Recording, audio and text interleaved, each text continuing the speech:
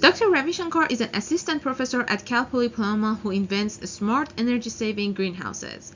After earning his PhD at North Carolina State University, where he studied see-through solar panels that let plants grow while the roof makes electricity, he began designing net-zero energy greenhouses that can power themselves and still produce leafy greens and tomatoes.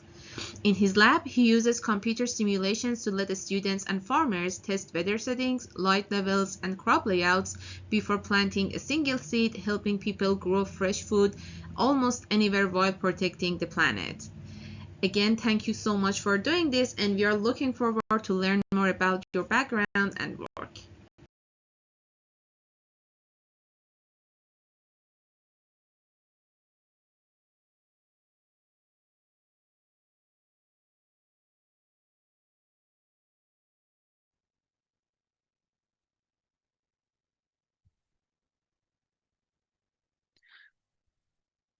Hello, everyone.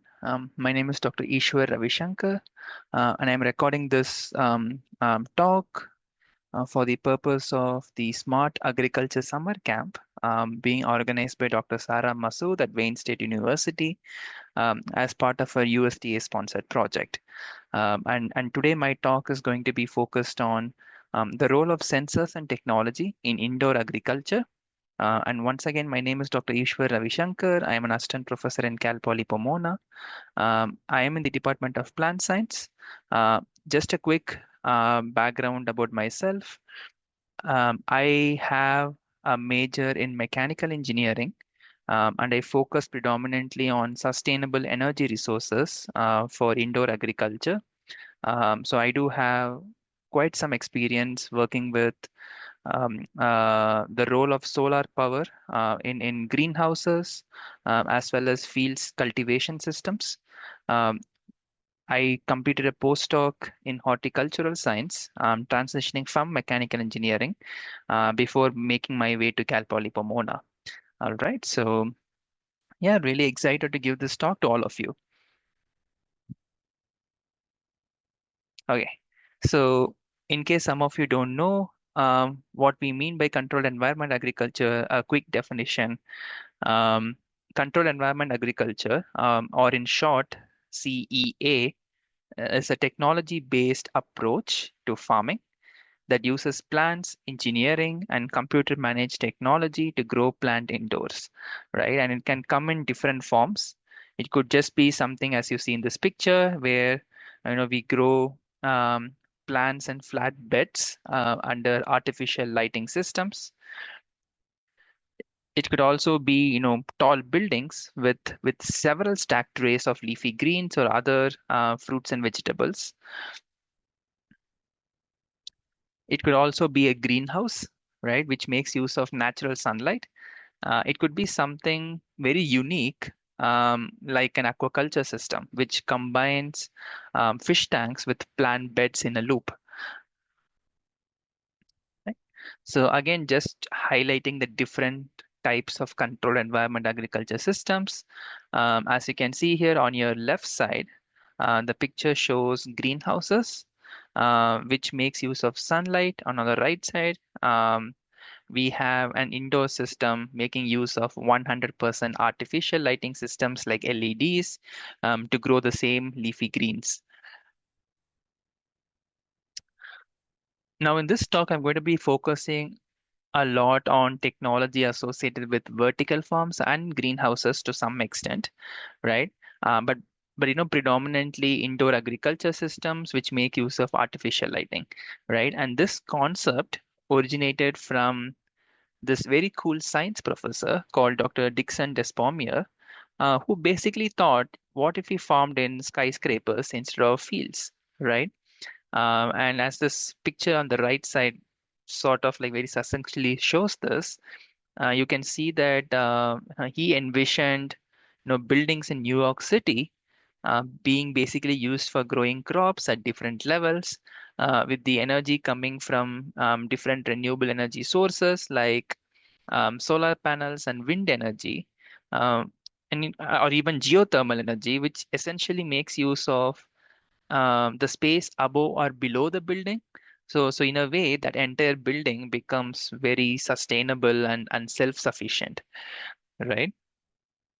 And in his book, which at that time sort of read like a science fiction, he highlighted some advantages, like growing food all day, every day, right? The food staying safe from storms, recycling water like magic, creating new green jobs, having no issues from pesticides, which means we do not have to use so many pesticides, right? I mean, no pests, so we don't have to use so many pesticides. Um, we don't have to like ship our produce for long distances. Um, one stat that maybe some of you do not know is that on average, the fresh produce in the United States travels almost 2,000 kilometers, right? So that's more than 1,000 miles, and that incurs so much of fuel cost, air conditioning cost, right? And all of these can be avoided.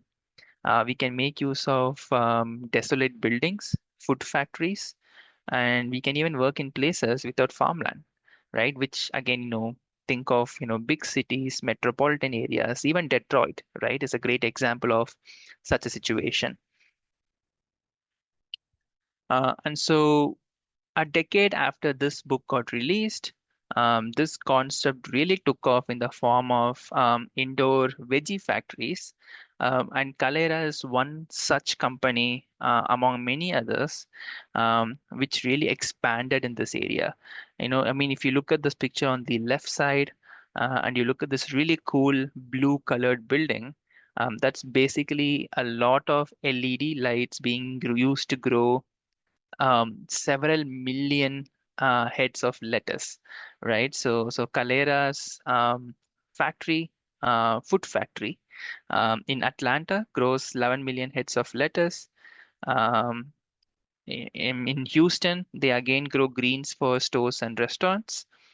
In Denver, they grow food even when it snows, right? Which means you get food all through the year, and it's locally grown. It's super fresh, right? So a quick prelude into how such a food factory looks like. Here is a video.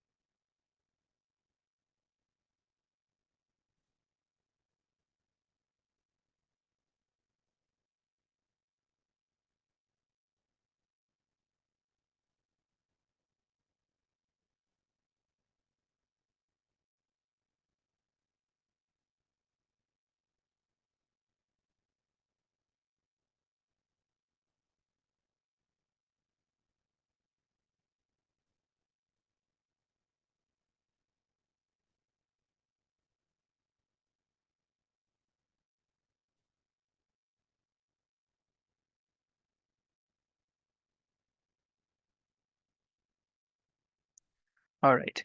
S- So hopefully that gave like a very quick prelude into what it means to grow indoors, right?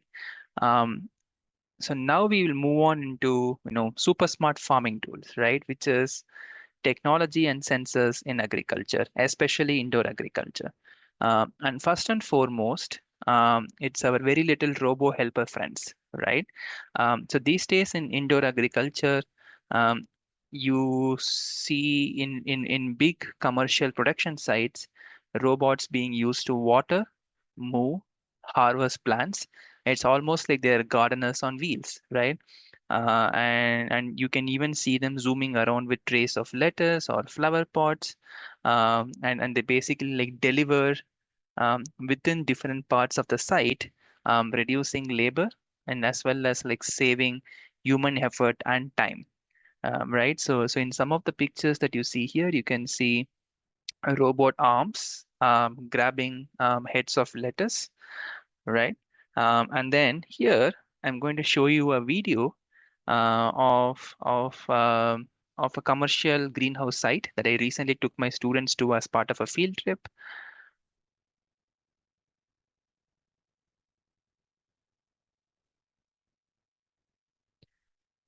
Yeah, as you can see here, you can see that these vehicles have arms which are being used to carry flower pots from one spot to the other, right? And it's just simple, easy work which would otherwise need a human basically bending, lifting, and carrying under the hot sun.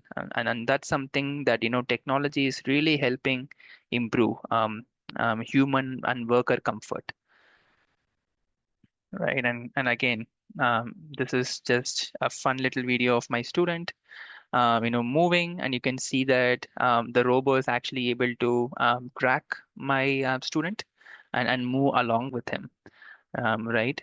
And oftentimes in these sites, you can see those yellow tapes, which kind of act as lane markers or lane dividers that these vehicles use to basically understand the path that they have to follow, right? The other major technological aspect in farms these days is artificial intelligence, which is now regarded as the brain of the farm, right? So artificial intelligence can watch plants grow and basically like come to the conclusion that this plant needs water, or it can look at the plants through the camera, which sort of forms the eye of the artificial intelligence device, and say that this tomato is ready to be picked, right? And again, and that's huge in terms of reducing human labor. All right. So from that perspective, I do have a couple of videos here. So let's look at the one on the right side, which is Root AI.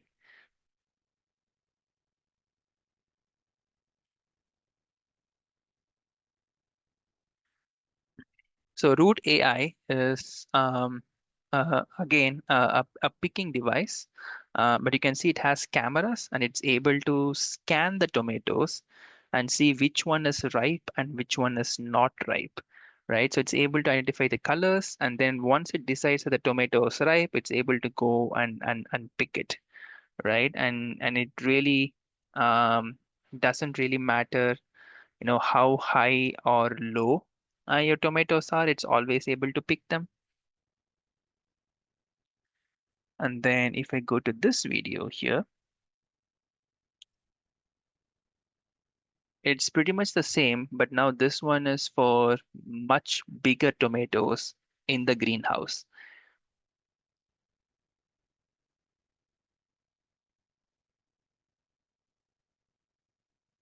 So as you can see here again, high speed picking, and it's able to move through a much larger space, right? So it's really much more suitable even for greenhouses.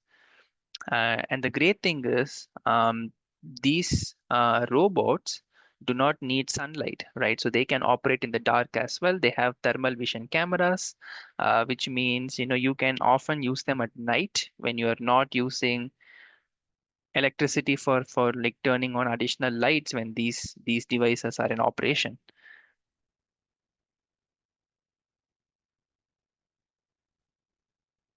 Again, last but not the least, but super important, are water magic, right? So a lot of these indoor systems rely on soilless cultivation, and some of the soilless cultivation processes involve hydroponics and aeroponics. So hydroponics essentially means water labor. It means water carrying the nutrients and providing the healthy conditions the plant needs for growth. Aeroponics means the plants basically growing in air, right? So you have a fine mist of water being sprayed on the roots, which are suspended in the air, and the crops grow that way. You can even have aquaponic systems where you are combining the waste that the fish produces in a tank. You are converting that into nitrogen using nitrifying bacteria, which is then being used to grow crops, right? So all of these are different facets of indoor cultivation, which are actually being used by NASA now. And as you can see in this picture on the left, we are able to cultivate in space using some of these systems. And again, in reality, this is how some of the hydroponic configurations look like. It can be horizontal as well as vertical. And we have a long, thin pipes which have a thin film of water being circulated from a tank using pumps. And then you have the crops basically sitting on top of these pipes with the roots touching the nutrient solution, and that way you have a very healthy growth, right? So okay, so at this stage, I'm going to pause my recording for a very quick second, and I'm going to show you a very, very important facet of automation, which are Raspberry Pi. So Raspberry Pis are nothing but small computers. They're extremely low cost. You get them in Amazon for $45 to $50. But then when combined with the right type of sensors, they can provide us with a lot of information like temperature, humidity, pressure. And the great thing with Raspberry Pi is, unlike some of the other technology that you have seen so far, like robots and artificial intelligence, these can be applied for in-house indoor cultivation. So basically, growing crops as a hobby in your house, right? So let me pause real quick, and then I'm going to shift to another camera, and then hopefully all of you can see that without a hitch.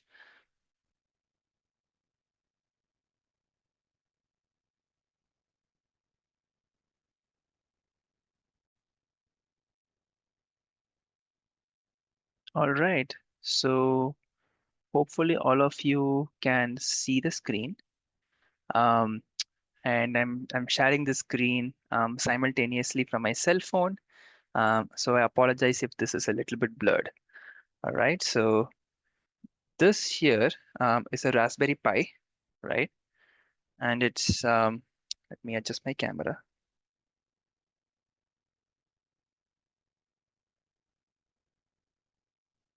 It's extremely small, right? You can fit in the palm of your hand, and it's exactly like a computer. So you have ports for keyboards. Oops. You have ports for keyboards, mouse.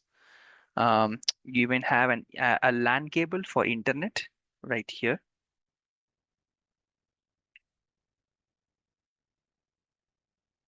And then you stick a memory card in. You can connect this to a monitor. So you can actually use it like a computer.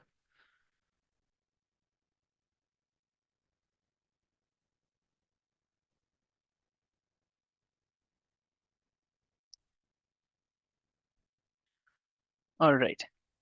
So I have connected my cell phone, and I'm like sharing the video from my cell phone, focusing on the Raspberry Pi. So hopefully this comes without any hitch, and all of you are able to sort of see what I am explaining, and hopefully we don't have to do this jig for too long, right? So anyway, So in case some of you have not seen this, this is a Raspberry Pi. And maybe let me go a little bit higher so that it doesn't look too zoomed in. The Raspberry Pi is extremely small. It can fit in the palm of your hand, and it functions exactly like a computer. So you can connect your keyboard, mouse, Ethernet cable, and you can plug in an HDMI port to your monitor, right? It just needs a power source and a memory card, for storage and operating system. And then the advantage is this can interface with temperature sensors, humidity sensors. It can even control relays, which means you can switch on and off, lights, fans, air conditioners, and basically you can operate entire buildings using this, right? Now, the great thing about this is the software has no license. It's open source, which means it's free of cost. You can download this from the Raspberry Pi website. Um, we can also,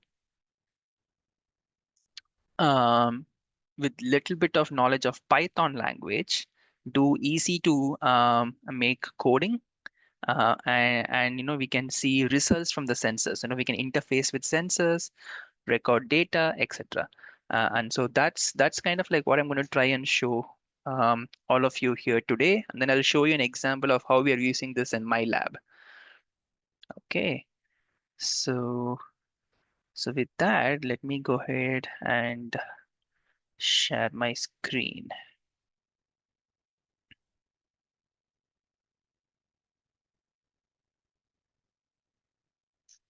Okay, so what you're seeing now is the actual screen of the Raspberry Pi itself, right? And it's a different interface, so it's a Linux interface. But then if I go into programming here, and if I open this very quickly, right, I'm going to show you guys an example here of how we can interface with the Raspberry Pi. So to the Raspberry Pi right now, I have connected a Sense hat, and I'm going to show that Sense hat very quickly in just a minute. But basically, that Sense hat has a lot of LED light pixels which can display a message, right? So in this program, you don't have to understand the program, right? I'm going to try and display this message, hello WSU, hello Wayne State University, right? And hopefully you're going to see that message getting displayed. And the text color is going to be blue, which is, this is RGB. So I'm going to display the text in blue. All right, so let's see that very quickly.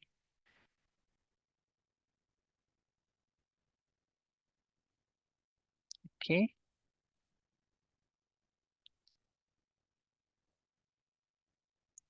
I'm going to hit run. You can see here that's HELLOWSU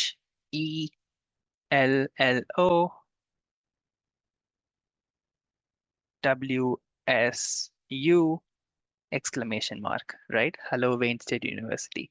So this on top of here is the sensor module, right? And so this is like another $30-40.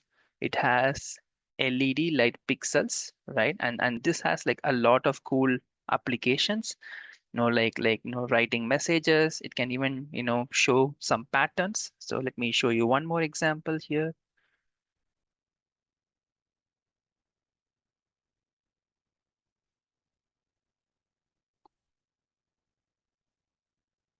So I don't know if all of you can see this, but basically what we have here is like red pixels, blue pixels, green pixels, right?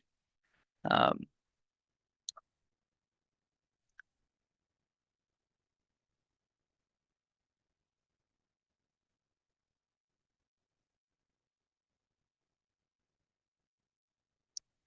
Now what the sensor can do is, and I'm going to share my screen real quick.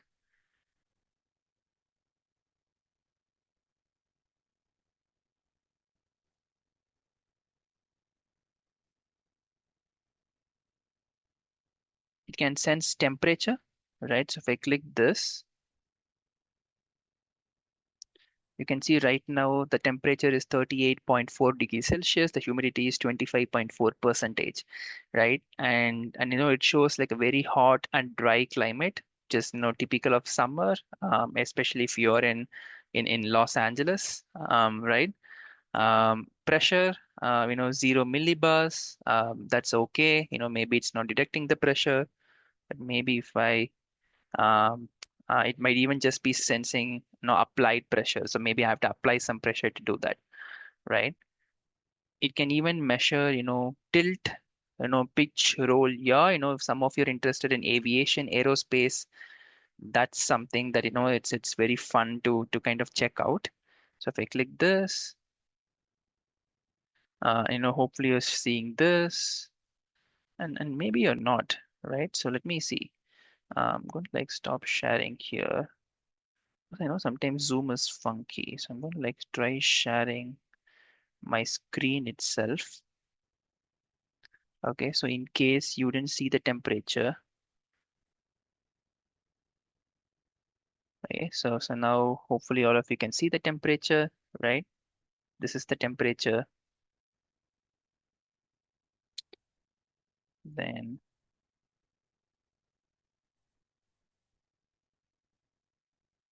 these are like pitch values, roll values, yaw values, and then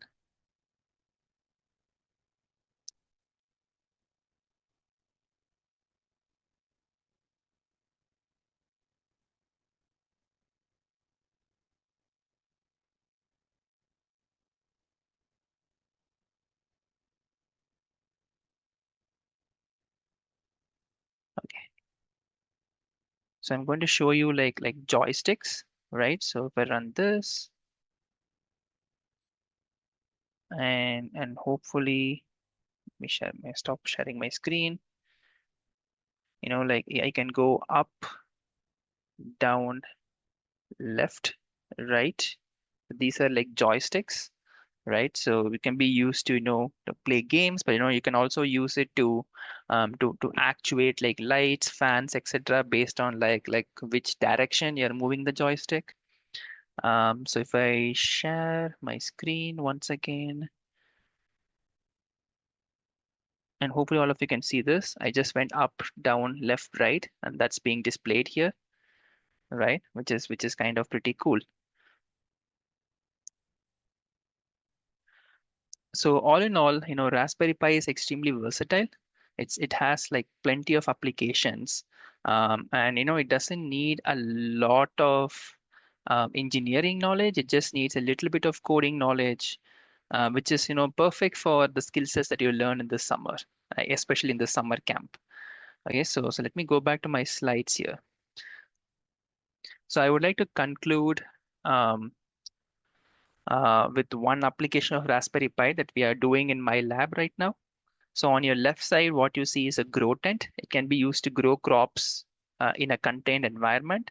This is just 45 square feet, so it can fit in most of your bedrooms. Inside, as you can see here, we have 5 rows of hydroponic systems growing lettuce. We have artificial lights, fans, air conditioning systems, as well as exhaust, right? And all of these are being controlled by the Raspberry Pi. So if I were to go for my laser pointer, so this is my Raspberry Pi. And if you see this figure, this is the Raspberry Pi here. The Raspberry Pi can connect to all the sensors, which can measure your water quality and nutrient quality. It can also communicate with the sensors like temperature, humidity, carbon dioxide, and it can also control through relays like things to like reduce moderate your temperature like AC, heater, exhaust, right? So your Raspberry Pi essentially is the brain of the system. So it can, to some extent, based on information from the sensors, uh, you know command your air conditioning systems to turn on, your heaters to turn on, your fans to turn on, and it's very low cost automation, right? So this is something that you will also see in Dr. Masood's lab over the course of this summer camp. But again, if some of you really want to try this in your house, Raspberry Pi website has a lot of do it by yourself activities, which you can just, order equipments on Amazon for 50 to $100 and basically practice. Right. So with that, I'll conclude my talk today. Hopefully, all of you gain some knowledge about, technology in indoor agriculture. And I look forward to seeing all of you on the 24th of July to answer questions. Thank you.